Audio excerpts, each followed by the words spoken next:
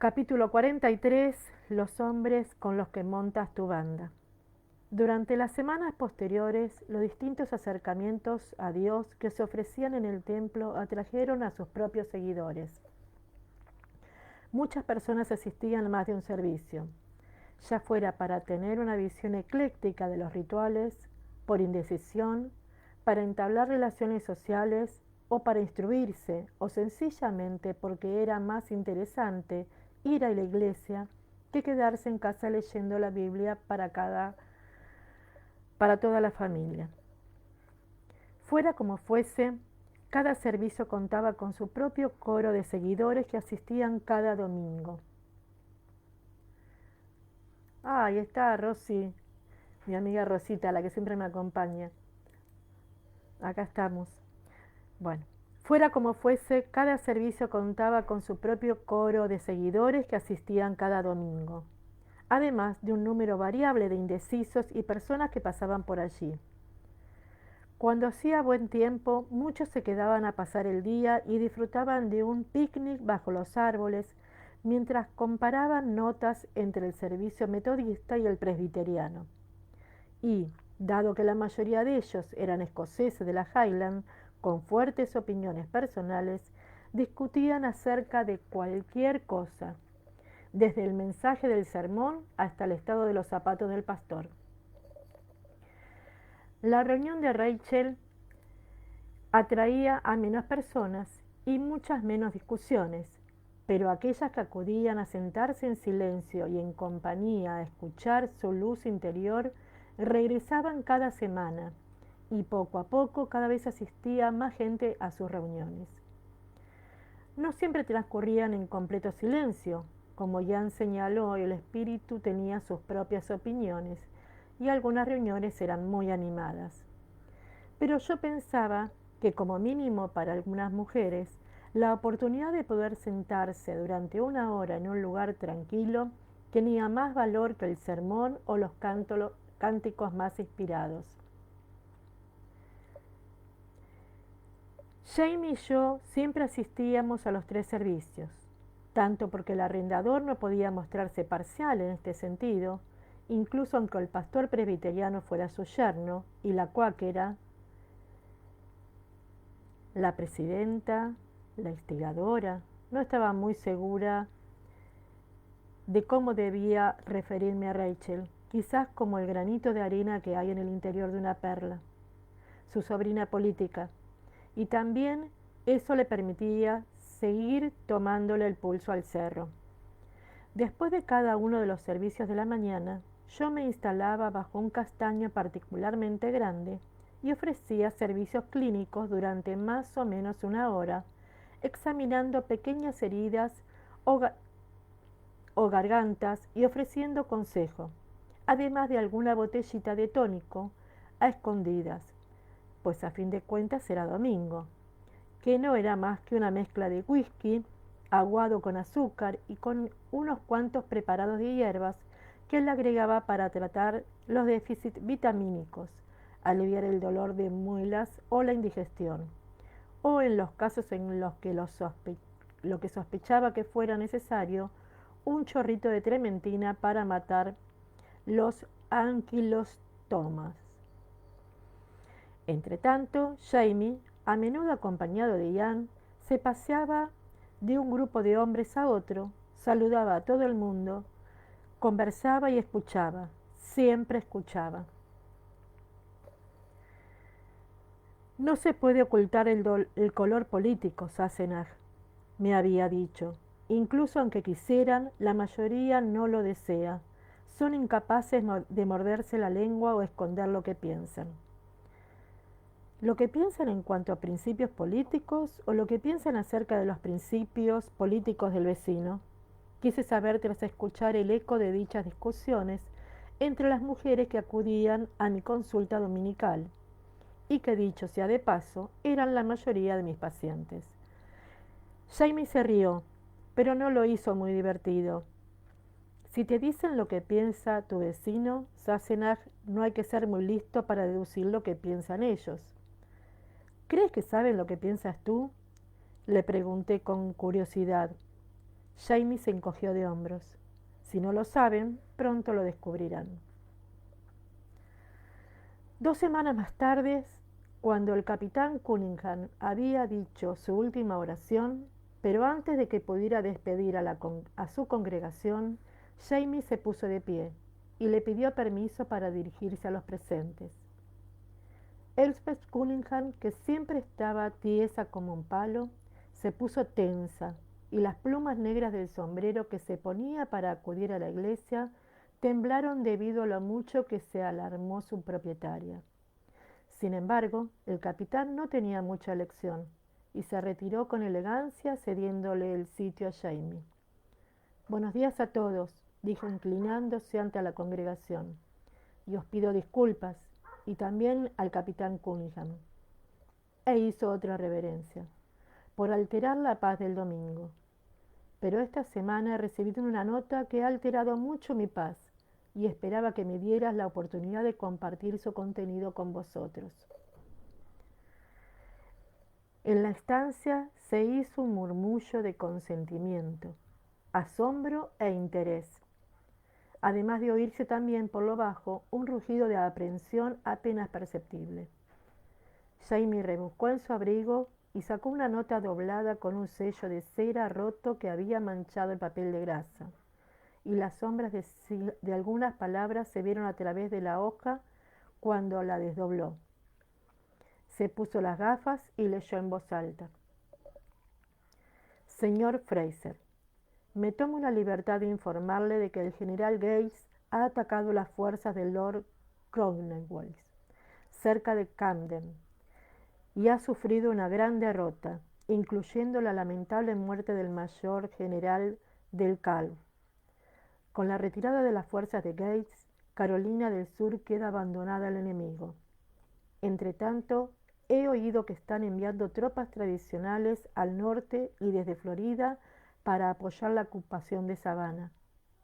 Son noticias alarmantes, pero me ha preocupado todavía más enterarme por algunos amigos del que el general Clinton planea atacar las zonas rurales con otros medios más traicioneros.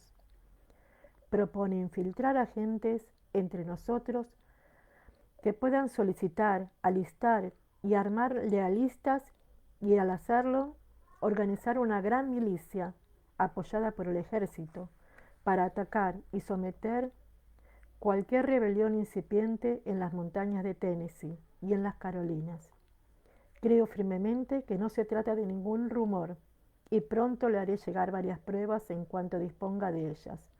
Por tanto, mientras Jamie leía, yo tuve una extraña sensación de déjà vu. Sentí un desasosiego en la boca del estómago y se me puso la piel de gallina en los brazos. La estancia estaba cálida y húmeda, como un baño turco, pero yo me sentía como si estuviera en una habitación fría y vacía, asolada por una gélida lluvia escocesa que golpeaba las ventanas, creyendo oír en el diluvio un presagio inevitable.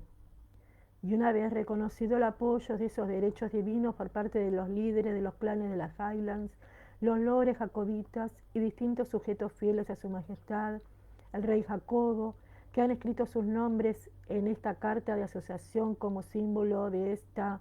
Oh, no, Dios mío, no.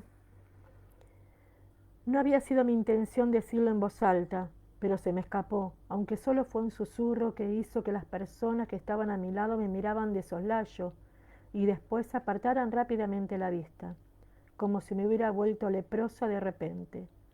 Jamie concluyó. Por eso le apremio a que realice cuantos preparativos estén en su poder y le insto a que se prepare para unirse a nosotros en caso de necesidad urgente para defender nuestra vida y nuestra libertad. Se hizo el silencio y Jamie dobló la nota y habló antes de que la multitud pudiera reaccionar. No les voy a decir el nombre del caballero que me ha enviado esta nota, pues es un caballero al que conozco bien y no quiero ponerlo en peligro.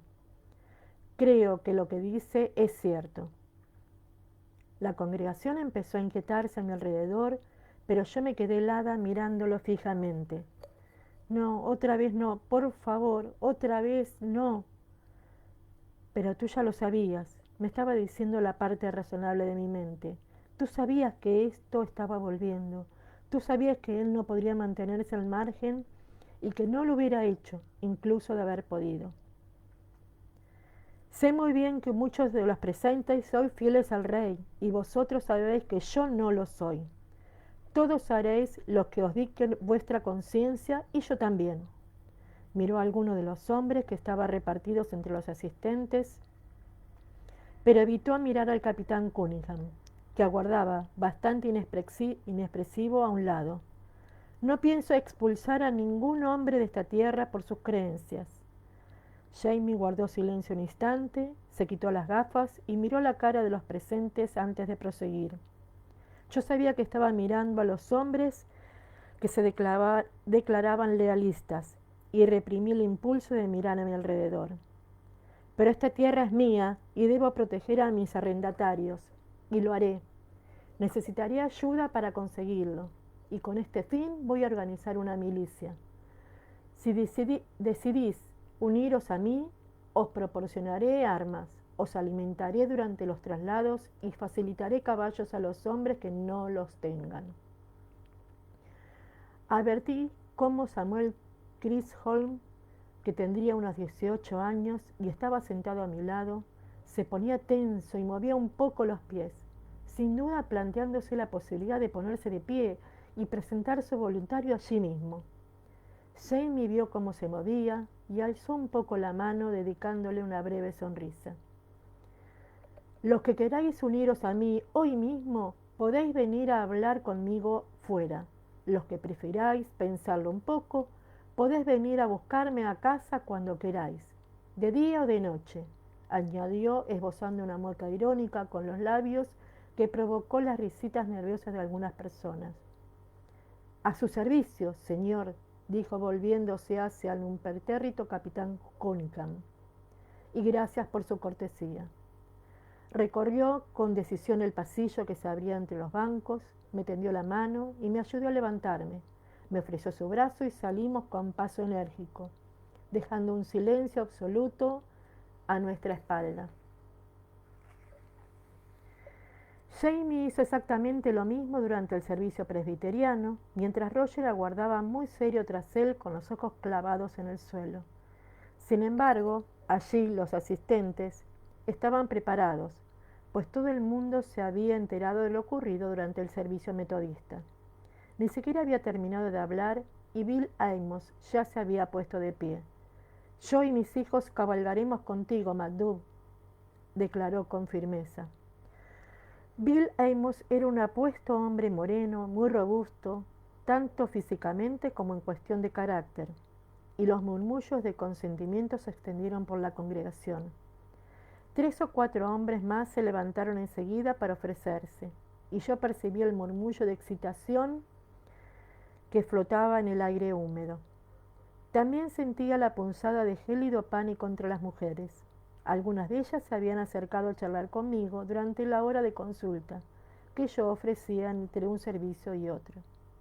«¿No puedes convencer a tu marido para que no lo haga?», me preguntó Mary Gordon en voz baja y mirando a su alrededor para asegurarse de que no lo oía nadie. «Mi nieto es lo único que tengo, y si lo matan me quedaré sola y moriré de hambre». Mary tenía casi mi edad y había sobrevivido a la batalla de Culloden. Pude ver el miedo en sus ojos. Yo también lo sentía. «Yo hablaré con él», le dije algo incómoda. «Haría lo posible por convencer a Jamie de que no reclutara a Hugh Gordon». Pero sabía muy bien lo que me contestaría. «No dejaremos que muera de hambre», lo dije con toda seguridad y fui capaz de reunir. «Pase lo que pase». «Sí, claro», me había contestado ella, y después dejó que le curara la quemadura del brazo en silencio. La sensación de euforia que nos siguió hasta el exterior de la iglesia. Había varios hombres reunidos alrededor de Jamie. Otros formaban sus propios grupos, bajo los árboles, a la sombra de los pinos. Eché un vistazo, pero no vi que el capitán Cunningham estuviera entre ellos. Quizás supiera que no debía enseñar sus cartas, todavía. La frialdad que había percibido en la iglesia se balanceaba dentro de mi estómago como una piscina de mercurio. Continué hablando amablemente con las mujeres y los niños, y con algún que otro hombre con el dedo chafado o una astilla en el ojo, pero percibía lo que estaba ocurriendo con absoluta claridad. Jamie había dividido el cerro, y las grietas de las fracturas se estaban extendiendo. Lo había hecho a propósito y por necesidad, pero eso no ayudaba a que fuera más fácil de soportar. En cuestión de 3 horas habíamos pasado de ser una comunidad un tanto conflictiva a estar divididos en 2 bandos opuestos. Los vecinos dejarían de ser vecinos para convertirse en enemigos. Se había declarado la guerra. Por lo general, todo el mundo permanecía deambulando por allí después del servicio. Se formaban grupos que se dispersaban para dar lugar a otros. Todos intercambiaban noticias, extendían sus manteles, sacaban la comida y la conversación fluía bajo los árboles como el relajante zumbido de una colmena de abejas. Pero ese día fue distinto. Las familias se retiraron juntas. Los amigos que se hallaban en el mismo bando se reunieron buscando seguridad. Pero el cerro se había dividido. Las piezas rotas se alejaban poco a poco por los caminos del bosque, dejando que el cálido y espeso aire se apoderara de la iglesia vacía, carente de paz. A mi última paciente, la vieja Mam, que tenía, como ella decía, un reuma en la espalda, se la llevó una de sus hijas, además de una botella de tónico extra fuerte. Y yo respiré hondo sin conseguir tranquilizarme, y empecé a recoger mi instrumental y el resto de mis cosas. Brice había llevado a los niños a casa, ya que era evidente que ese domingo no íbamos a disfrutar de ningún picnic bajo los árboles, y Roger seguía en la puerta de la iglesia, con Jamie e Ian, con quienes conversaba en voz baja. Me tranquilicé un poco al verlos, por lo menos Jamie no estaba solo en aquello. Ian se despidió de Roger y Jamie, haciéndoles un gesto con la cabeza, y se marchó a su casa, diciéndome adiós con la mano antes de irse. Jamie se acercó a mí mientras seguía hablando con Roger. Lo siento, Amister, le estaba diciendo cuando estuvieron lo bastante cerca como para que yo pudiera escucharlo. No quería hacerlo en la iglesia, pero deseaba informar a los lealistas al mismo tiempo que a los rebeldes, ¿entiendes? Y la mayoría ya no viene a la logia. No te preocupes, hombre. Roger le dio una palmadita en la espalda y sonrió. Era una sonrisa un poco forzada, pero genuina al fin y al cabo. Lo entiendo. Me saludó con la cabeza y después se volvió de nuevo hacia Jamie. ¿También piensas ir a la reunión de Rachel? Procuró no imprimir molestia alguna en su tono, pero Jamie la advirtió de todas formas. Sí, reconoció enderezando la espalda al tiempo que suspiraba. Y entonces, cuando vio la cara que puso Roger, esbozó una pequeña mueca cargada de ironía. Pero no voy a reclutar a Bagdad, solo a sentarme en silencio y pedir perdón. Escarabajos de diminutos ojos rojos, capítulo 44. Savannah, finales de agosto. William se había instalado con John Cinnamon en una pequeña casita a las orillas del pantano, y lo había hecho empujado por algo que incluso él admitía muy en el fondo, que era simple terquedad, pero que había dejado que su conciencia archivara como honestidad y orgullo, y de una naturaleza asombrosamente republicana, pero orgullo al fin y al cabo. Sin embargo, Lord John le había preparado, sin hacer ningún comentario al respecto, una habitación en el número 12 de la calle Oglethorpe, y William acostumbraba a dormir allí siempre que iba a cenar. También había seguido vistiendo la ropa con la que había llegado a Savannah, y aunque el sirviente de Lord John se la llevaba cada noche para cepillarla, lavarla o coserla antes de devolvérsela por la mañana. Pero esa mañana, cuando William despertó, se encontró un traje de terciopelo gris oscuro con un chaleco de seda ocre ornamentado con unos hermosos escarabajos de distintos colores, todos con unos diminutos ojos rojos. Junto al traje había unas medias de seda limpias, pero su antiguo uniforme de soldado había desaparecido, excepto las botas embarradas, que aguardaban como un reproche junto al aguamanil, dejando entrever los golpes y los arañazos a pesar de la reciente capa de betún. Tardó un momento en levantarse. Después se puso el batín que le había prestado su padre, una cómoda prenda de agradable lana azul que agradeció mucho, ya que había llovido durante la noche. Se lavó la cara y bajó a desayunar. Su padre y Amarantus estaban sentados a la mesa, ambos con aspecto de haber sido arrancados de sus respectivas camas en lugar de haberse levantado por voluntad propia. Buenos días, dijo William con bastante energía mientras se sentaba. ¿Dónde está Trevor? En algún lugar con tu amigo, el señor Cinnamon, aclaró Amarantus parpadeando con sueño. Que Dios lo bendiga. Ha venido a buscarte, pero como tú seguías durmiendo, ha dicho que se llevaba a Trevor a dar un paseo. Y ese diablillo ha estado berreando toda la noche, se lamentó Lord John, acercándose al tarro de mostaza de William. Viene Keeper, añadió para explicar la presencia de la mostaza. ¿No lo has oído? A diferencia de algunos, yo he dormido el sueño de los justos, afirmó William, untando mantequilla en una tostada. No he oído absolutamente nada. Sus familiares lo miraron con envidia por encima de las tostadas. Esta noche lo acostaré en tu cama, propuso Amarantus, tratando de atusarse los rizos. A ver qué ánimos tienes al alba. Percibieron el olor a bacon ahumado procedente de la parte de atrás, y los tres comensales se incorporaron por impulso justo cuando la cocinera aparecía con una generosa bandeja de plata en la que no solo llevaba bacon, sino también salchichas, morcillas y champiñones asados. Ellen Fer Pasquari los tomates, tan francés desconozco, dijo la señora encogiendo un poco los hombros. Ya no cocina tomates. El père, bueno, en francés, creo que son venenosos. Amarantus también le contesta con un francés bastante bueno, pero con mucho acento.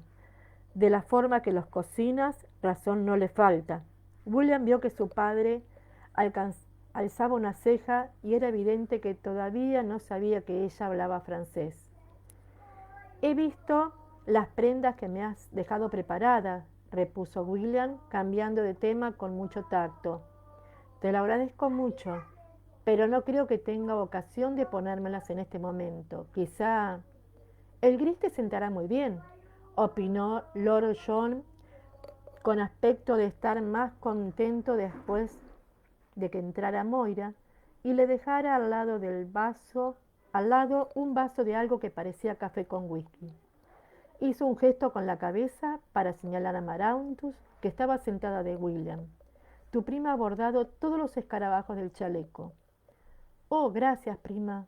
Se lo agradeció inclinando la cabeza y sonrió. Es sin duda el chaleco más imaginativo que he tenido.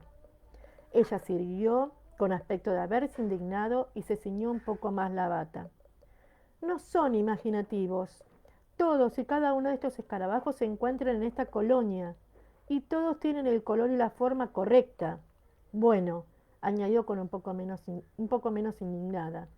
Admito que lo de los ojos rojos ha sido idea mía, pero pensé que la tela necesitaba un poco más de rojo del que le proporcionaba una única mariquita. Muy apropiado, declaró Lord John. ¿Nunca has oído hablar de la licencia poética, Willy? William, contestó el joven con frialdad. Y sí, lo había oído. Gracias, prima, por mis encantadores escarabajos poéticos. ¿Tienen nombre? Desde luego, le aseguró Amarantus, Estaba empezando a animarse gracias al té y a las salchichas y se le habían sonrosado las mejillas. Te los diré después, cuando te los pongas. William sintió una diminuta pero evidente fricción al escuchar ese cuando te lo pongas. Al menos al mismo tiempo que imaginaba el esbelto dedo de su prima desplazándose lentamente de un escarabajo a otro por encima de su pecho. Pero no eran imaginaciones suyas. Su padre le había lanzado una mirada incisiva a Marantus cuando ella lo había dicho. Sin embargo, en el rostro de la muchacha no se adivinaba ninguna señal de evidente coqueteo, pues estaba concentrada en el plato de arenques ahumados que le habían servido. William se sirvió una cucharada de mostaza y le acercó el tarro a su prima. Escarabajos y galas aparte, dijo, no puedo ponerme unos calzones de terciopelo gris para ir a vaciar un cobertizo, que es la principal tarea que haré hoy con Cinnamon. La verdad es que no, William, admitió Lord John, imprimiendo a su nombre cierta ironía. Se requiere tu presencia en un almuerzo con el general Prevost. William detuvo su tenedor repleto de arenques en medio de camino a la boca. ¿Por qué? Preguntó con recelo. ¿Qué diantre tiene que ver conmigo el general Prevost? Nada, espero, contestó su padre alargando el brazo para coger la mostaza. Es bastante buen soldado, pero con ese acento suizo tan marcado y al no tener sentido del humor, una conversación con él es como arrastrar un tonel lleno de tabaco colina arriba. Sin embargo, añadió Lord John paseando la vista por la mesa, ¿alguien vio la pimienta? Sin embargo, ha venido a visitarlo un grupo de políticos de Londres y un par de oficiales superiores de Cornwall. Vendrán de Carolina del Sur para reunirse con ellos. Y... Ajá, la encontré, exclamó Lord John, levantando una servilleta para descubrir el pimentero justo debajo. Y he oído que Dennis Randall, alias Dennis Randall Isaacs, formará parte de dicho grupo. Me ha hecho llegar una nota esta mañana diciendo que imagina que estás conmigo y me pregunta si sería tan amable de llevarte conmigo y con Hal al almuerzo, puesto que te ha conseguido una invitación. El día era cálido y húmedo, pero el cielo estaba lleno de nubes que proyectaban una sombra muy agradable. Dudo que llueva antes de la hora del té, opinó Lord John, mirando hacia el cielo mientras salían de la casa. ¿Pero quieres que te deje una capa para proteger tu chaleco nuevo? No. William no estaba pensando en su ropa, por elegante que fuera, ni tampoco en Dennis Randall. Tarde o temprano acabaría enterándose de lo que fuera que Randall tuviese que decirle. William estaba pensando en Jane. Desde que él y Cinnamon habían llegado a Savannah, él había evitado pasar por la calle Barnard. Los cuarteles generales de la guarnición estaban en una casa de la calle Barnard, a poco más de medio kilómetro del número 12 de la calle Oglethorpe. La casa del comandante se encontraba delante de la plaza de los cuarteles generales. Era una casa grande y muy elegante, con un cristal ovalado en la puerta principal, y en el centro de la plaza había un enorme roble cubierto de musgos, con 3 horcas. Su padre estaba diciendo algo, pero William no escuchaba. Notó que Lord John se daba cuenta y dejaba de hablar. Fueron en silencio hasta la casa del tío Hal, donde lo encontraron esperando, ataviado con el uniforme completo. Examinó el traje de William y asintió satisfecho, pero solo dijo: si Prevost te ofrece una comisión, no la aceptes. ¿Por qué querría aceptar?, respondió William sin más, a lo que su tío reaccionó con un rugido que probablemente indicara satisfacción. Su padre y su tío echaron a andar detrás de él, lo que daba un amplio espacio para su larga zancada. No habían conseguido ahorcar a Jane, pero la habían encerrado en una habitación de esa casa con una ventana ovalada, con vistas al árbol, y la habían dejado allí sola para que pasara su última noche en la tierra. Había muerto a la luz de las velas, cortándose las venas con una botella rota. Había elegido su destino. William todavía podía oler la cerveza y la sangre. Veía su rostro a la titilante luz de aquella vela, serena, distante, sin miedo. Le habría gustado saberlo. Ella odiaba que la gente supiera que tenía miedo. ¿Por qué no pude salvarte? ¿No sabías que vendría a buscarte? Pasaron por debajo de las ramas del árbol y con sus botas agitaban las hojas húmedas que habían caído a causa de la lluvia. Stercus, dijo su tío Hal a su espalda, y William se dio vuelta asombrado. ¿Qué? Exacto, dijo el tío Hal. El tío Hal hizo un gesto con la cabeza para señalar un pequeño grupo de hombres que se acercaba desde el otro extremo de la plaza. Algunos de ellos iban ataviados como caballeros, quizás fueran los políticos de Londres, pero los acompañaban varios oficiales, incluido el general Archibald Campbell. Por un momento William deseó que fuera John Cinnamon, la persona que tuviera la espalda en lugar de su padre y su tío, aunque por otra parte oyó resoplar a su padre y a su tío Hal haciendo un ruidito gutural de desagrado. William sonrió un poco y se encaminó directamente hacia Campbell, que se había detenido a decirle algo a uno de los caballeros. Buenos días, señor, le dijo a Campbell y se dirigió con decisión hacia la puerta, lo justo para que el otro se retirase de inmediato. A su espalda escuchó como su tío Hal decía con absoluta educación: a su servicio, señor. Saludo seguido por las palabras de su padre, que dijo: es un placer volver a verlo, coronel, espero que esté usted bien. Si sus palabras recibieron alguna respuesta, William no la oyó. Pero teniendo en cuenta la expresión de Campbell, que los miraba rojo como un tomate, lanzando cuchillos con sus diminutos ojos a todos los Grey, imaginaba que sí, que la había abrido. Sintiéndose mucho mejor, William esperó que a su tío Hal se acercara y le presentara al general Prevost y a su personal, cosa que hizo con una brusca pero adecuada cortesía. Dio por hecho que su tío y Prevost no tenían relación, pero que se respetaban como soldados profesionales y que harían lo necesario para afrontar cualquier situación militar con independencia de sus personalidades. Le estrechó la mano a Prevost mientras lo observaba en secreto para ver si éste veía la cicatriz. Su padre le había dicho que lo habían apodado cabeza de bala, cuando recibió un impacto en la cabeza que le fracturó el cráneo durante la batalla de Quebec.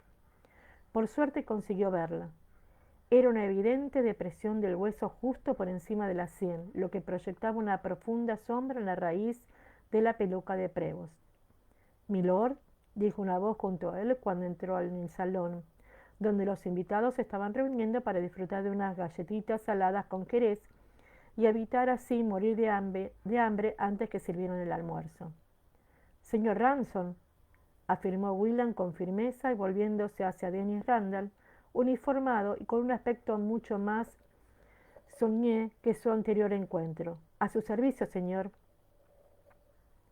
Miró a su espalda y vio que el grupo de Campbell había entrado, pero que entre tanto el tío Hal y su padre se las habían ingeniado para colocarse a ambos lados de Prevost, lo que daba la impresión de que formaran parte de la recepción oficial y saludaban a todos los políticos de Londres, muchos de los cuales su tío Hal ya parecía conocer, dándoles una efusiva bienvenida antes de que Campbell pudiera presentarlos. Sonrió y se volvió hacia Dennis. «¿Tienes alguna noticia de mi primo?» «Directamente no». Randall cogió 2 copas de jerez de la bandeja que pasaba por su lado y le ofreció una a William. «Pero he descubierto el nombre del oficial británico que recibió la carta original con la noticia de la muerte de tu primo». «¿El coronel Richardson?», preguntó William decepcionado. «Sí, eso ya lo sé». Pero Dennis estaba negando con la cabeza. «No, fue el general Van Astre Tarleton quien le mandó la carta a Richardson». A William se le fue el jerez por otro sitio y se atragantó un poco. «¿Qué? ¿Fue a Tarleton a quien los americanos escribieron esa carta? ¿Cómo? ¿Por qué?». La última vez que William había visto a Van Tarleton, había terminado peleándose por Jane en el campo de batalla de Monmouth. William estaba bastante seguro de que había ganado. Me encantaría saberlo, contestó Dennis, haciendo una pequeña reverencia a un hombre con un traje de terciopelo azul que se encontraba en el otro extremo de la estancia. Y espero sinceramente que tú lo averigües y me lo expliques. Entretanto, ¿has tenido alguna noticia de nuestro amigo Ezekiel Richardson? Sí, pero es posible que no sea muy útil.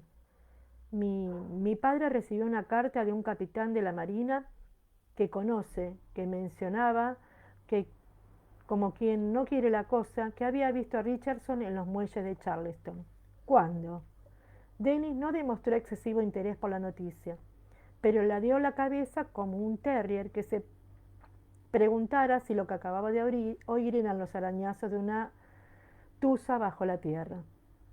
La carta tenía fecha de hace un mes. Es imposible saber si el capitán lo vio justo entonces o tiempo atrás. Tampoco daba la impresión de que Schermerhorn, que es como se llama el capitán, supiera que Ezekiel Richardson hubiera cambiado de chaqueta. Por cierto, por lo que me imagino, no llevaba uniforme. Me refiero al uniforme americano. ¿Nada más? El terrier estaba decepcionado, pero se volvió a poner alerta al escuchar la siguiente información que le facilitó William. Por lo visto, Richardson estaba con un caballero llamado Jaime, pero no decía nada acerca de lo que estaba haciendo o de quién podría ser ese tal Jaime. Sé quién es. Dennis estaba esforzando para no dejar entrever nada, pero era evidente que estaba interesado. En ese instante la conversación quedó interrumpida por el sonido del gong, y a continuación el mayordomo anunció que el almuerzo estaba servido, y William se encontró solo cuando otro conocido saludó a Dennis. ¿Todo bien, Willy? Su padre apareció a su lado justo cuando cruzaba las puertas dobles del vestíbulo para entrar en un espacioso salón con una fantástica alfombra pintada que imitaba el mosaico de la villa romana. ¿Has descubierto algo sobre Ben? No mucho, pero quizás haya algo. Y le transmitió rápidamente lo más esencial de la conversación que había mantenido con Randall. Dice que conoce al hombre con el que dieron a Richardson en Charleston, a Jaime. ¿A Jaime? El tío Hal los había alcanzado justo a tiempo de escuchar aquello, y alzó una ceja al oír el nombre. Es posible, dijo William. ¿Lo conoces? Yo no diría que lo conozco, admitió su tío, encogiéndose de hombros, pero he oído hablar de un judío polaco llamado Jaime Salomon, aunque no entiendo qué podría estar haciendo en Charleston. Lo último que oí sobre él es que lo habían sentenciado a muerte, acusado de espionaje en Nueva York. El almuerzo fue tedioso, con pequeños agravantes. A William lo sentaron entre un tal señor Skikes Harlett, que a juzgar por su acento incomprensible parecería ser un miembro del Parlamento de algún lugar de Yorkshire, y un caballero delgado, muy estiloso, con una casaca verde botella, llamado Fungo, o quizás fuera Hongo, que no dejaba de parlotear acerca de la brillante campaña del sur, sobre la que no sabía nada y tampoco advirtió las miradas de asombro de los soldados que tenía sentado al lado, y que no dejaba de dirigirse a William llamándolo Lord Ellesmere, aunque él lo había invitado secamente a dejar de hacerlo. A William le pareció que su tío Hal le lanzaba una mirada de compasión desde la mesa contigua, pero no estaba seguro. Tengo entendido que ha renunciado usted a su comisión, Lord Ellesmere. ¿Es así? Preguntó el hongo verde entre bocado y bocado de salmón cocido. El coronel Campbell dijo que tuvo problemas por una muchacha. La verdad es que no lo culpo. Alzó la ceja con complicidad. La carrera militar está bien para los hombres que tienen capacidad pero no disponen de medios. Pero imagino que usted, por suerte, no tiene por qué ganarse la vida a costa, al menos potencialmente, de su sangre, ¿verdad? A William lo habían educado para mostrarse cortés incluso en las circunstancias más desfavorables, y por eso se limitó a pinchar con el tenedor un poco de carne de conejo de su plato en lugar de utilizarlo para clavárselo a Fungo en la garganta. Aunque si se hubiera tratado de Campbell, pero no era la maldad de Campbell lo que le molestaba.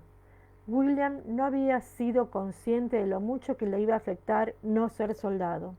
Se sentía como un impostor, un intruso, un pedazo de carne inútil y despreciable, allí sentado en compañía de otros soldados, ataviado con un chaleco lleno de escarabajos. Por amor de Dios. Era una reunión numerosa, había unos 30 hombres, 2/3 de los cuales vestían uniforme, y William percibía muy bien las líneas que separaban a los civiles de los soldados. Con respeto por ambas partes, sin duda, aunque era un respeto con un desprecio subyacente. ¡Qué chaleco tan bonito!, exclamó sonriendo el hombre que estaba sentado delante de él. Confieso que tengo debilidad por los escarabajos. Tenía un tío que los coleccionaba. Cuando murió, le dejó su colección al Museo Británico. Se llamaba Preston. William creía que era el segundo secretario del subsecretario de guerra o algo así, y sin embargo no se estaba burlando ni tenía malas intenciones. Tenía un rostro severo pero afable, con una nariz larga y torcida sobre la que descansaban unos quevedos, y era evidente que solo pretendía entablar una conversación agradable. Mi prima los ha bordado, señor, le explicó William con una ligera inclinación de cabeza. Su padre es naturalista y me ha asegurado que son exactos, a excepción de los ojos, que son producto de su imaginación. ¿Su prima? Preston miró a la mesa de al lado, donde su padre y su tío Hal estaban enfrascados en una conversación con Prevost y sus dos invitados principales, un noble menor que había acudido en representación del Lord George Sherman y el secretario de Estado de las colonias, y un francés muy elegante. Es imposible que el duque sea naturalista. Ah, claro, debe de tratarse de un tío por parte de madre. Ah, no, señor, me temo que no me he expresado con claridad. Es la viuda de mi primo, la nuera de mi tío. Inclinó la cabeza en dirección a Hal. Su marido murió siendo prisionero de guerra en Nueva Jersey, y ella y su hijo pequeño se han venido a vivir con nosotros. Mis condolencias a la joven, milord, dijo Preston con aspecto de estar sinceramente afectado. Supongo que su marido era oficial. ¿Sabe usted en qué regimiento estaba? Sí, contestó William, pasando por alto ese milord. En el 34. ¿Por qué? Yo soy el secretario del subsecretario de la oficina de guerra, milord, y me encargo de supervisar el apoyo que reciben nuestros prisioneros de guerra, aunque me temo que por desgracia es un apoyo escaso, añadió apretando los labios. La mayoría de las veces lo único que puedo hacer es organizar la ayuda que recibimos de las iglesias y de los lealistas piadosos que viven cerca de las cárceles. Los americanos disponen de tan pocos medios que apenas pueden permitirse alimentar a sus tropas, por no hablar de los prisioneros, y me avergüenza admitir que en el ejército británico suele ocurrir lo mismo. Se recostó en la silla cuando dos sirvientes se acercaron con la sopa. No es el momento ni el lugar para estas conversaciones, dijo, mirándolo por encima del cuenco que le estaban sirviendo. Pero si después tiene tiempo, milord, le agradecería mucho que me contara lo que supiera acerca de su primo y de las condiciones en las que estuvo cuando se encontraba prisionero. Si siempre que no sea demasiado doloroso para usted, se apresuró a añadir mirando de nuevo al tío Hal. Me encantaría, aseguró William mientras cogía la cuchara de plata para probar la crema de marisco. Quizá podríamos quedar en Arch esta tarde, ya sabe, la Casa Rosa. No quisiera angustiar a mi tío. Él también miró al tío Hal, que en ese momento parecía estar padeciendo una indigestión, ya fuera física o espiritual, y su padre estaba examinando la crema con atención. Claro, el señor Preston miró al duque de soslayo y bajó la voz. No sé si debo pedirle esto, pero ¿cree que su padre podría acompañarlo luego? Ya sé que ya ha pasado mucho tiempo desde que él se relacionara con los prisioneros, pero... ¿Prisioneros? William sintió el balanceo de algo redondo y duro en el estómago, como si de pronto hubiera tragado una pelota de golf. ¿Mi padre? El señor Preston parpadeó asombrado. Disculpe, milord. Había imaginado que... No importa. William hizo un gesto con la mano para quitarle importancia. ¿Pero a qué se refería con eso de que se relacionaba con prisioneros? Pues Lord John fue gobernador de una cárcel en Escocia hace unos 20 o 25 años. ¿Cómo se llamaba? Ah, sí, Arsmuir. ¿No lo sabía? Vaya, le ruego que me disculpe. Hace 25 años, repitió William. Supongo que algunos de los prisioneros debían de ser tiradores jacobitas del alzamiento, ¿no? Sin duda, convino el señor Preston, con quien, con aspecto de estar más contento ahora, que parecía que William no se había ofendido. La mayoría, por lo que recuerdo. He escrito uno o dos libros acerca de las reformas del sistema penitenciario y la gestión de los prisioneros jacobitas constituyó gran parte de mi investigación. Podría contarle más esta noche. ¿A las 10? Será un placer, respondió William con cordialidad y se metió una cucharada de crema de marisco en la boca. Bueno, William, eh, capítulo 45, no es exactamente como la lepra. Lord John levantó la cuchara llena de crema caliente y la dejó suspendida en el aire para que se enfriara, sin apartar los ojos de los caballeros que tenía delante, sentados junto a Prevost. Notaba que Hal estaba muy alterado a su lado y por un momento se planteó tirarle la crema a la pierna para poder sacarlo del salón antes de que pudiera decir o hacer algo insensato. Su antiguo hermanastro, a quien había presentado como el Cavalier Saint-Honor, no pudo evitar advertir la forma en que habían reaccionado a su presencia, pero conservó una perfecta sang-froid y paseó la mirada inexpresiva por encima de los hermanos Grey sin mirarlos a los ojos. Estaba hablando con Prevost, empleando un francés parisino, y daba la impresión de que fingía que era francés. Maldita sea. Percy, eres Le sorprendió no ser capaz de encontrar el apelativo apropiado. Ni le gustaba Percy ni confiaba en él, pero hubo un tiempo en que lo había amado, y era lo bastante honesto consigo mismo como para admitirlo. Percival Wainwright. Su nombre verdadero era Perseverance, pero John apostaría lo que fuera a que él era la única persona de la tierra que lo sabía. Tenía buen aspecto e iba muy elegante con un carísimo y moderno traje de seda morada y un chaleco con rayas azules y blancas. Seguía teniendo unos rasgos delicados y atractivos, con sus ojos color miel, pero lo que fuera que hubiera estado haciendo aquellos últimos años le había endurecido la expresión y tenía más arrugas alrededor de los labios. Monsieur, le dijo John a Percy directamente y después de saludarlo con una reverencia, continuó hablándole en francés. Permítame que me presente. Me llamo Lord John Grey. Y señaló con la cabeza a Hal, que estaba haciendo mucho ruido al respirar, es mi hermano, el duque de Parlour. Estamos encantados de poder disfrutar de su compañía, pero sentimos curiosidad por saber qué giro de la fortuna puede haberlo traído hasta aquí. A vuestro servicio, respondió Percy con una inclinación igual de respetuosa. ¿Se había imaginado John ese destello en sus ojos? Concluyó que no lo había imaginado. Le apoyó la mano en la pierna a su hermano con despreocupación, estrechándole la rodilla para darle a entender que si decía una sola palabra, cojearía durante varias horas. Hal carraspeó con actitud amenazante, pero también inclinó la cabeza sin apartar los ojos de Percy. Me ha invitado el señor Robert Bowyer. explicó Percy pasando al inglés con un ligero acento afrancesado. Ladeó un poco la cabeza para señalar a un caballero corpulento de una mesa contigua cuyo traje color vino era del mismo color que los capilares de su protuberante nariz. El señor Boyer posee varias embarcaciones y tiene contratos tanto con la Marina Real como con los del Ejército para el suministro de provisiones y otros artículos de primera necesidad.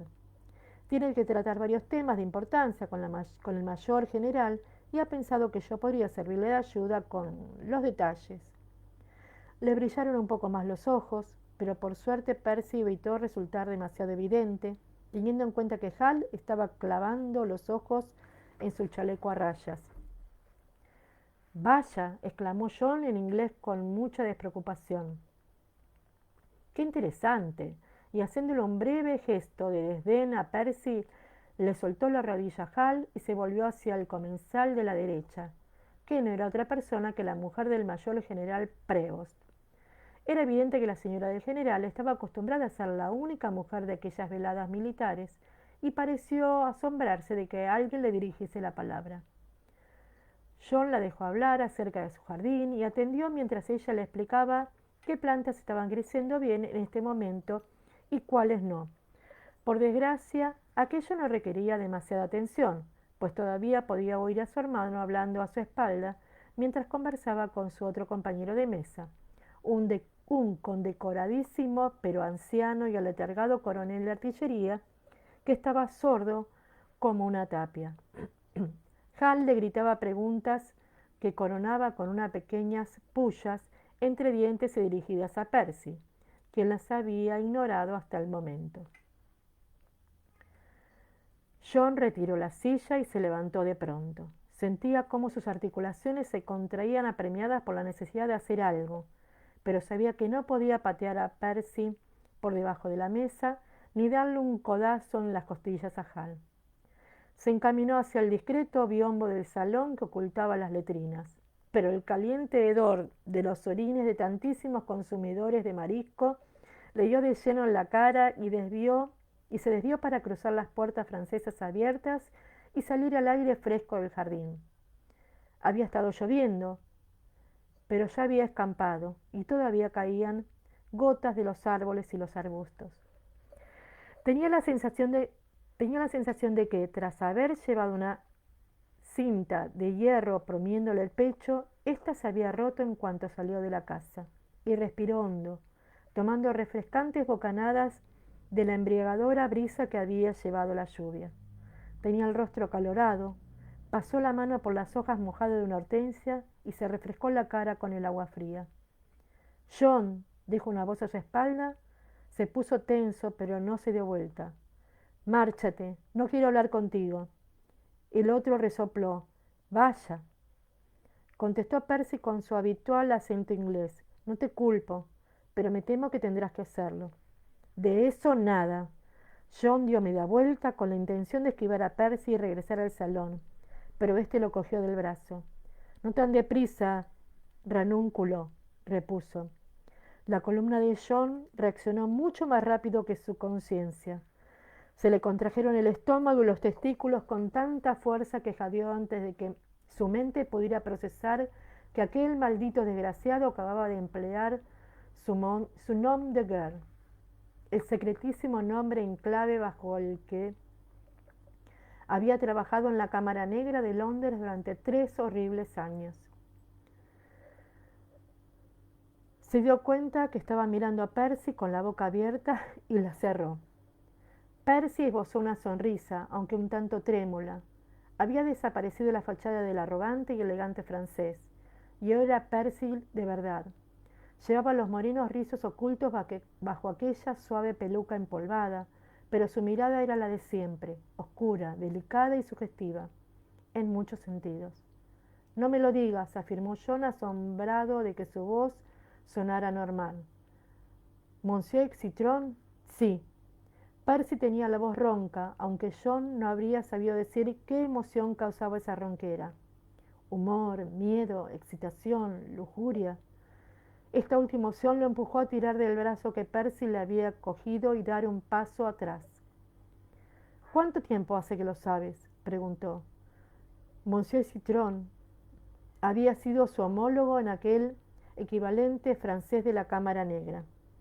Todos los países tenían una institución similar, aunque los nombres variaban. Era la colmena subterránea donde los trabajadores reunían el polen del servicio de inteligencia, grano a grano, y con mucho esfuerzo lo convertían en miel. Percy se encogió de hombros. Llevaba unos 2 años trabajando para el Cercle du Roi antes de que me pusieran en contacto contigo. Tardé otros 6 meses en descubrir quién eras en realidad. No era la primera vez que John deseaba tener la capacidad de Jamie Fraser para hacer ruiditos guturales con los que dejar claro lo que pensaba sin tener que molestarse en encontrar las palabras adecuadas. Pero él era inglés y por eso halló unas cuantas. Ahora estás trabajando para Arundel, quiso saber. El Cercle du Roi, el círculo de espías personales de Luis XV, no había desaparecido del todo tras la muerte del monarca, pero como ocurría con esas cosas, la organización había sido absorbida por un cuerpo reconocido oficialmente. Él mismo había escapado, hacía unos años, de las garras de Hubert Bowles, dirigente de la Cámara Negra de Londres, y había dejado atrás el mundo de los secretos oficiales, sintiéndose tan aliviado como alguien que hubiera escapado de un estercolero. Percy encogió un hombro y sonrió. Si siguiera siendo fiel a la Belle France y a sus dirigentes, tampoco podría saber si te estoy diciendo la verdad, ¿o no? Cierto. El corazón de John estaba empezando a recuperar su ritmo normal, pero este sí lo aceleró como un caballo desbocado. Aunque no le contestó enseguida, se tomó su tiempo para mirar a Percy de arriba abajo y lo hizo de manera deliberada. No es exactamente como la lepra.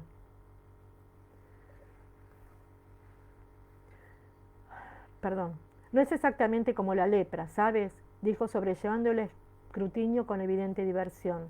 La traición no se ve con tanta facilidad.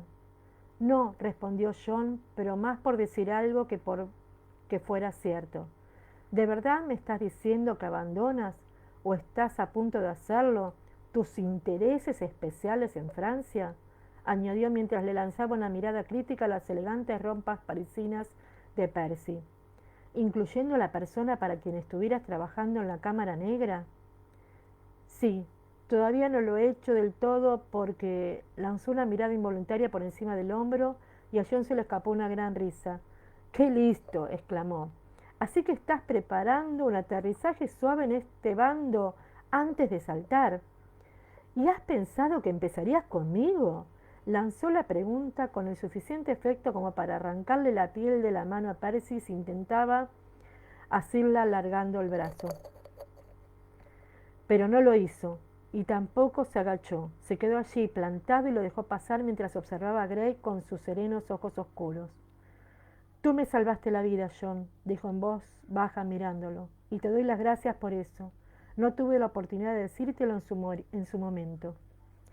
John hizo un gesto con la mano para quitarle importancia, aunque al escuchar lo que había dicho Percy se había emocionado.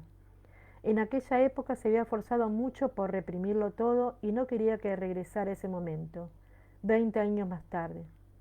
Nada de todo aquello. Sí, bueno, se volvió un poco. Percy se interponía entre él y la terraza con las puertas francesas. Por eso he pensado que estaría dispuesto a hacerme un favor, mucho menos peligroso. Pues piénsalo mejor, le advirtió John con sequedad y dándole la espalda a su antiguo amante. Se marchó con rapidez. No oyó nada detrás de él, ninguna protesta, ni oferta, ni que lo llamara por su nombre. Cuando llegó a las puertas francesas abiertas, miró a su espalda sin querer. Percy continuaba plantado junto a la mata de orquídeas, sonriéndole. A la temprana luz del alba, capítulo 46. El sol ya flotaba por encima del horizonte cuando William comenzó a caminar lentamente por la calle Bletorp, en dirección a la casa de su padre. Había mantenido una conversación larga, fascinante y muy reveladora con Christopher Preston, acerca de la forma que tiene la corona de tratar a los presos, las asociaciones de ayuda a los presos, los calabozos y la cárcel de Asmuir. Con el tiempo debería tener una conversación con Lord John, pero no hacía falta que fuera en ese momento.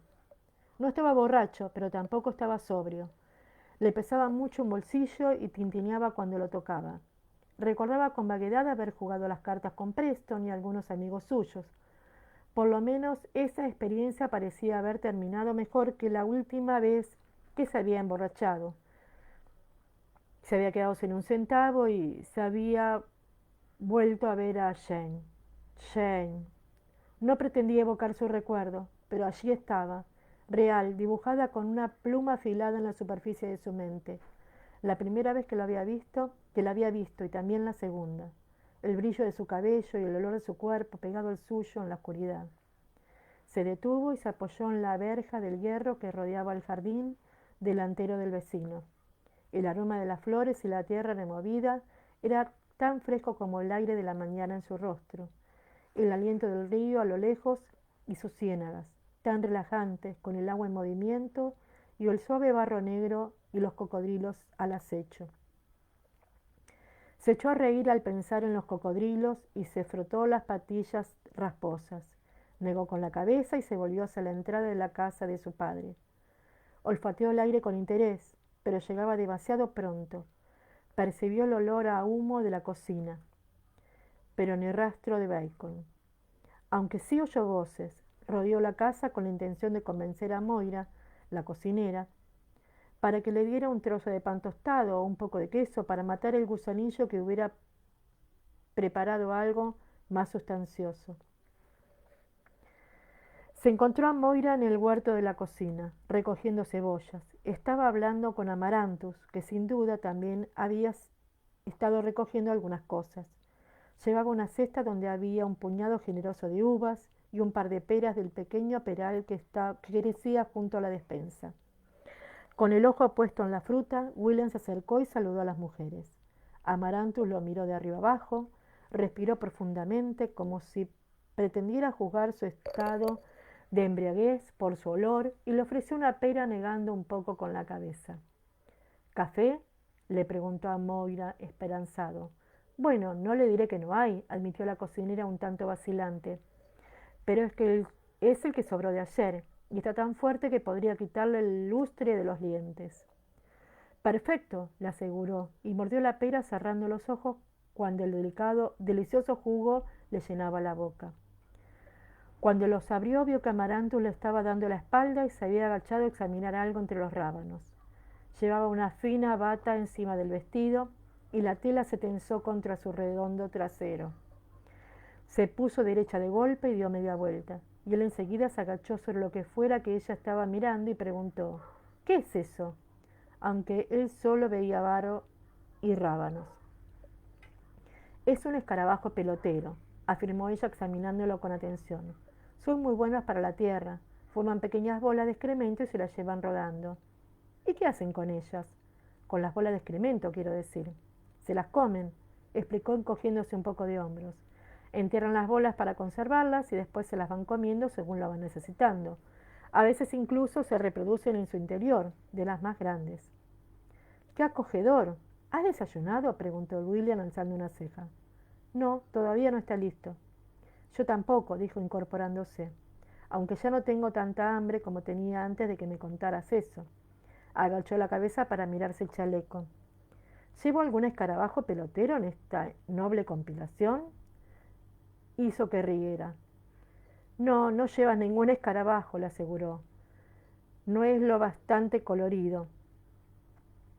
De pronto, Amaranthus se hallaba muy cerca de él, aunque estaba convencido de que no la había visto moverse. Ella poseía la inquietante habilidad de aparecer de la nada. Era desconcertante, pero muy fascinante. Este de color verde brillante, repuso pegándole uno de sus largos y delicados dedos a la cintura, es un escarabajo de Adelphas, Chrysochus aurautus. ¿Ah, sí? Sí, y esta preciosa criatura de nariz larga es un gorgojo. ¿Un piojo? William entornó los ojos mirándose el pecho. No, un gorgojo, repitió ella dando un golpecito sobre el bichito en cuestión. En realidad es una especie de gorgojo, un picudo, pero este come palmeras y maíz joven. Una dieta muy variada. Bueno, a menos que sea un escarabajo pelotero, tienes cierta elección con lo que comes, le explicó sonriendo. Tocó otro de los escarabajos y William sintió una suave pero evidente punzada en la base de la columna. Sigamos, afirmó dando unos golpecitos con el dedo. Aquí tenemos un barrenador esmeralda del fresno, un alegre escarabajo tigre y el falso escarabajo de la patata. ¿Y cómo es el auténtico escarabajo de la patata? Es muy parecido a este, lo llaman falso escarabajo de la patata porque se come las patatas cuando no tiene más remedio. En realidad prefiere las ortigas. Ah, William pensaba que debía mostrar interés por el resto de las criaturas de los ojos que decoraban su chaleco, en parte para compensarla por la amabilidad que había mostrado al bordarlos, aunque en realidad lo hacía con la esperanza de que ella siguiera señalándolos. Y ya estaba abriendo la boca para preguntar por una criatura de color crema con cuernos cuando ella se retiró un poco para mirarlo a la cara. He oído a mi suegro hablándole de ti a Lord John, dijo. Ah, sí, bien, espero que pasaran un buen rato, contestó él sin inmutarse. Hablando de falsos escarabajos de la patata, repuso ella. William entornó un poco los ojos y después abrió uno para mirarla. Estaba completamente firme, no se inmutó en lo más mínimo. Ya sé que estoy un poco desaseado, admitió con educación, pero no creo que parezca ningún escarabajo de la patata, con independencia de la opinión de mi tío. Ella se rió y dejó ver sus dientes blancos. Quizás no tomara café. No, no lo parece, le aseguró. La dicotomía solo me ha recordado lo que estaba diciendo el señor Parloy, que querías renunciar a tu título, pero que no podías. De repente William se sentó prácticamente sobrio. Vaya, ¿y por casualidad has oído también el motivo? No, reconoció. Y tampoco es asunto mío, ¿no? Es evidente que piensas que sí. ¿Por qué ibas a mencionarlo si no? Ella se agachó, cogió un puñado de uvas de la cesta y se la ofreció a William. Advirtió que Moira se había ido a atender sus asuntos. Bueno, he pensado que si ese es el caso, quizás pudiera sugerirte algo. Preso de una extraña euforia, William cogió las uvas y preguntó, ¿como por ejemplo? Bueno, en realidad es muy sencillo, dijo ella con un tono tan razonable como el que emplearía para describir los hábitos de una luciérnaga. No puedes renunciar a tu título, pero puedes transmitirlo. Me refiero a que puedes abdicar en favor de un heredero. No tengo ningún heredero. ¿Estás sugiriendo? Exacto, asintió con aprobación. Te casas conmigo y en cuanto tenga un hijo tú podrás darle tu título. Y después, o bien te retiras a criar sabuesos, o finges que te suicidas y te marchas a convertirte en quien quieres ser, dejándome como la condesa viuda de como quiera que se llame tu propiedad. Eso lo he olvidado. Seguro que es mejor ser la miserable nuera, seguro que es mejor que ser la miserable nuera del duque de Parlour, ¿no? William respiró hondo, el aroma a café ya flotaba en el aire, además del bacon, pero de pronto había perdido interés por la comida. La miró fijamente. Ella arqueó una de sus suaves cejas rubias. ¿Y qué sucede si tu próximo hijo es una niña? Preguntó para su propia sorpresa. Y el siguiente también. Me parece que correría el gran peligro de terminar con un harén de niñas, todas necesitadas de dotes y matrimonios, mientras que yo seguiría siendo un maldito conde. Ella frunció un poco el ceño. ¿Qué es un harén? Es lo que hacen los jeques árabes para evitar la monotonía del matrimonio. O eso tengo entendido. Poligamia. No estarás insinuando que estar casado conmigo sería aburrido, ¿verdad, William? A una de sus mejillas asomó la sombra de un hoyuelo. En cuanto a eso del harén, tonterías. No tendrías por qué casarte conmigo enseguida, ¿sabes? Podríamos intentarlo una vez y resulta que es niño, entonces te casas conmigo. Reconoces al niño y hizo un gesto con la mano a modo de silencio, del silencioso voilà. No me puedo creer que esté teniendo esta conversación, repuso él negando con fuerza con la cabeza. De verdad que no, pero solo por seguir argumentando la cuestión. ¿Qué diante propones hacer si resulta que es niña? Como tú dices con tanta despreocupación. Ella frunció los labios y la dio la cabeza pensativa. Pues se me ocurre una docena de opciones. La más sencilla sería que yo me fuera al extranjero en cuanto tuviera la primera sospecha de que estaba embarazada. Lo haría en cualquier caso, ya que no estamos casados todavía, y fingiría que soy una viuda rica. Después, William hizo un ruidito que habría pretendido que fuera una carcajada, y ella levantó la palma de la mano para interrumpirlo y prosiguió con bastante tranquilidad. Y entonces, si resultara ser niña, sencillamente regresaría con la encantadora criatura, porque estoy convencida que cualquier hijo tuyo sería adorable, William. Y le diría a todo el mundo que una buena amiga mía había muerto dando a luz y que yo había adoptado a su hija, por caridad, claro, pero también para darle una hermana a mi querido Trevor. Bajó la mano y lo miró con los ojos abiertos como platos. Esa sería una forma, pero puedo pensar otra si tú... No, por favor. William no sabía si reírse, gritar, comerse una uva o marcharse sin más. Antes de que pudiera decidirse, ella había vuelto a conjurar su fascinante ilusión de aparición y se había pegado a él. Le apoyó las manos en los hombros y levantó la vista con actitud seductora. Pero en realidad no es que no haya ningún riesgo, le aclaró con un tono razonable. Para ti, quiero decir, y quién sabe, le puso la mano en la mejilla, fue un contacto breve y frío, como la lluvia, y le rozó los labios con el dedo índice. Es posible que disfrutes. Ah, bueno, Amaranthus mostrando todas sus características. Terrible. Bueno, chicas, lindos capítulos. Perdón por el francés, la mala pronunciación, pero bueno, no me acostumbro. Lo leí, pero no, bueno, no me sale el francés, ¿qué va a ser? Bueno, les agradezco mucho por haber estado, espero que terminen muy bien este lindo fin de semana y bueno, veamos qué hace William, ¿no? No creo que se deje seducir por Amaranthus, tiene otras cosas en su cabeza y todavía ama a Jane. Así que bueno, veremos cómo sigue estas aventuras y lo que sucede con Jamie. Bueno, muchas gracias a todas, les mando un beso enorme, un placer estar con ustedes y una de las cosas más lindas que me pasaron estos últimos años es formar parte de este grupo. Gracias, nos vemos pronto.